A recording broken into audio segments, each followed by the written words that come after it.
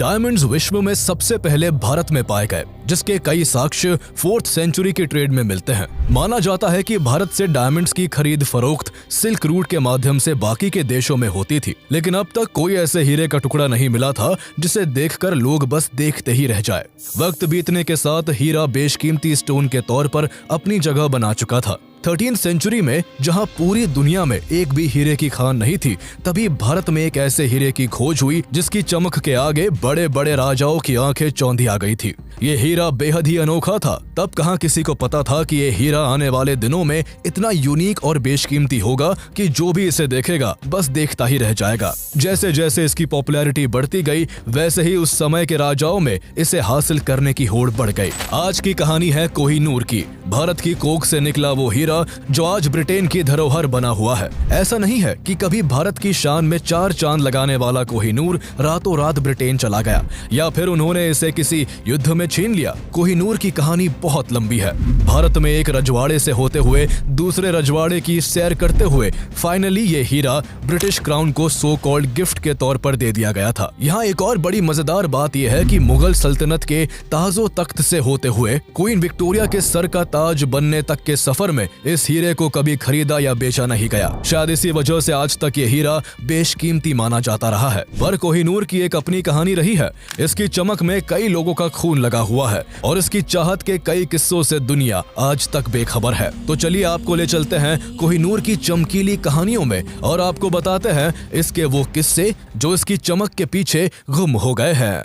The Indian government has said it would make all possible efforts to get back the priceless Kohinoor diamond that is part of the Queen Mother's crown.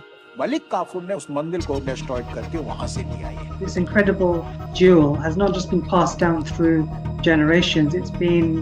It's stolen. It's been fought over. It's gone through all manner of chicanery and skullduggery to get it to its current point. For the diamond, are you ever going to return that? I don't think. But accepting the fact that the diamond was taken away by force. Give it back to India. I don't see why an Indian child from India has to travel all the way to the UK to look at it and just pay for it. Kohinoor के origin के बारे में कई तरह की कहानियां प्रचलित है। ऐसी ही एक कहानी के अनुसार इस हीरे को करीब 5000 साल पहले जामवंत जी ने भगवान श्री कृष्ण को दिया था।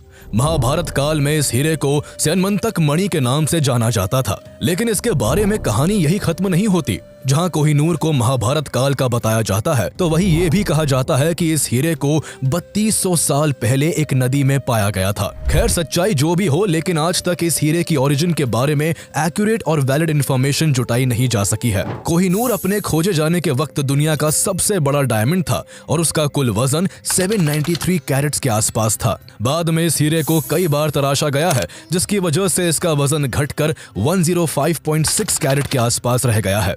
हालांकि कई बार तराशे जाने के बावजूद कोहिनूर अब भी दुनिया के सबसे बड़े तराशे हुए हीरों में से एक बना हुआ है। कई दावों के हिसाब से कोहिनूर की कहानी 13th सेंचुरी में शुरू होती है, जब आज के आंध्र प्रदेश में काकतीय डायनेस्टी का राज था। उन्हीं दिनों वहां के गोलकोंडा में कोयले की खदानें थी, जिनकी खुदाई की जा रही थी। यही के कोल्लूर माइंस में कोहिनूर की खोज हुई। कोहिनूर के खोजे जाने के वक्त भारत में राजा महाराजाओं का दौर हुआ करता था, इसलिए जब भी कोई बेशकीमती चीज खोजी जाती उसे राजा के पास पहुंचा दिया जाता था।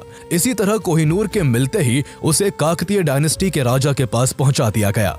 राजा इसकी सुंदरता और चमक से बेहद प्रभावित हुए और इस हीरे को उन्होंने अपनी कुल देवी भद्रकाली की बाई आंख में लगवा दिया। जल्दी ही इसकी चर्चा पूरे भारत में होने लगी और इसकी खबर दिल्ली सल्तनत के राजा अलाउद्दीन खिलजी के पास भी पहुंची। उन दिनों खिलजी अपने एम्पायर के एक्सपेंशन के बड़े सपने देख रहा था और भारत के दक्षिणी हिस्से में भी अपने राज्य का विस्तार करना चाहता था। कुछ महीनों बाद मलिक काफूर की कमांड में खिलजी की सेना ने काकतीय डायनेस्टी पर हमला कर कोहिनूर को लूट लिया, जिसके बाद कोहिनूर अलाउद्दीन खिलजी के पास आ गया और दिल्ली सल्तनत का हिस्सा बन गया। आगे चलकर खिलजियों को हराकर तुगलकों ने दिल्ली सल्तनत पर अपना कब्जा जमा लिया।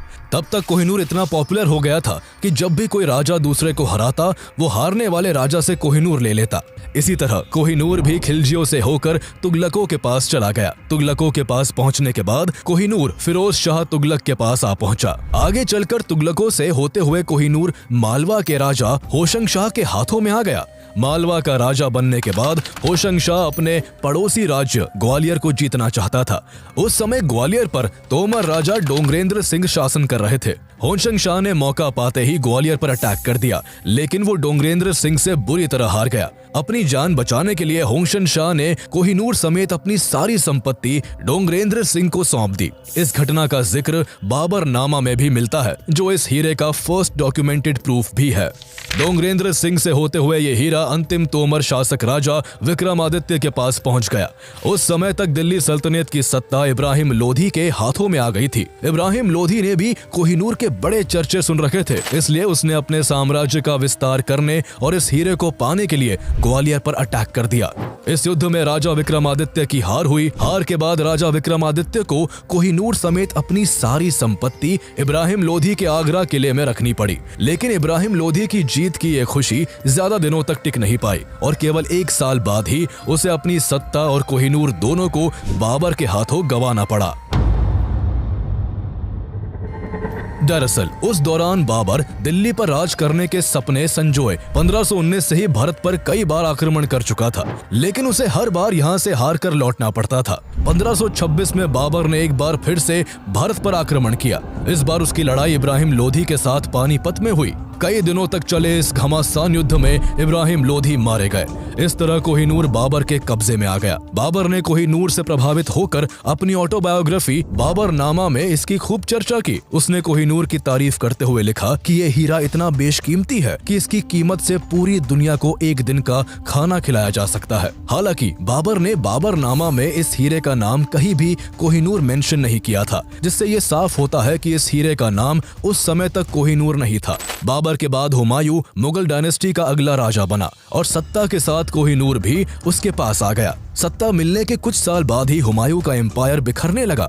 उसके छोटे भाइयों ने ही उसके खिलाफ विद्रोह कर दिया, जिस कारण उसे अपना एम्पायर अपने भाइयों के बीच बांटना पड़ा। अपने भाइयों से निपटने के बाद उसने अपने एम्पायर को यूनाइट करना स्टार्ट ही किया था कि उस पर अफगान शासक शेर शाह सूरी ने अटैक कर दिया। 2 सालों में दोनों के बीच चौसा और कन्नौज में 2 बैटल लड़ी गई। दोनों ही बार हुमायूं को मुंह की खानी पड़ी और उसे अपना सब कुछ छोड़कर ईरान भागकर राजा तहमास्प के यहाँ शरण लेनी पड़ी। तहमास्प ने उसका स्वागत करते हुए कई सालों तक उसे अपने संरक्षण में रखा। उनके इस व्यवहार से खुश होकर हुमायूं ने कोहिनूर उनको उपहार में सौंप दिया। इस तरह कोहिनूर पहली बार भारत से बाहर ईरान पहुंच गया। ईरान के राजा तहमास्प के पास कोहिनूर लगभग 3 सालों तक रहा। इसके बाद कोहिनूर एक बार फिर से भारत लौट आया। जहां अब तक कई राजाओं ने कोहिनूर को हथियाने के लिए हजारों लाशें बिछा दी थी, तो वही राजा तहमास्प की इसमें कोई खास दिलचस्पी नहीं थी।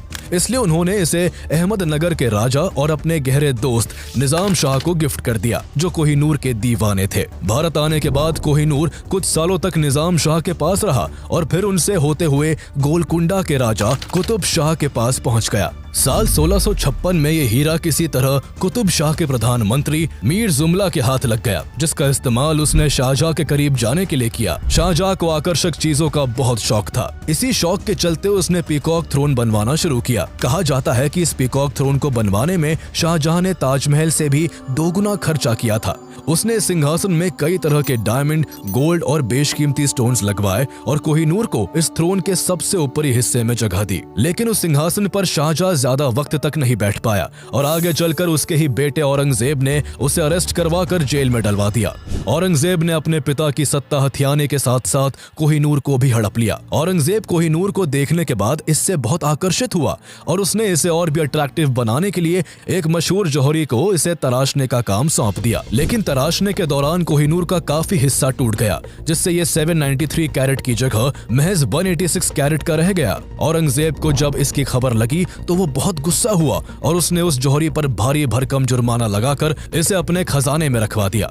जहां कोहिनूर अपनी चमक के लिए मशहूर था, तो वही इसके बारे में ये भी कहा जाता है कि इस हीरे को जिसने भी अपने पास रखा, उसने शुरुआत में हर जगह जीत का परचम लहराया, लेकिन बीतते समय के साथ ये हीरा ही उसकी बर्बादी का कारण बना। आने वाले सालों में लोगों ने इसे सच होते हुए भी देखा। खोजे जाने के बाद से ये हीरा जिस भी राजा के पास गया, उसका एम्पायर बहुत तेजी के साथ बिखर कर बर्बाद हो गया।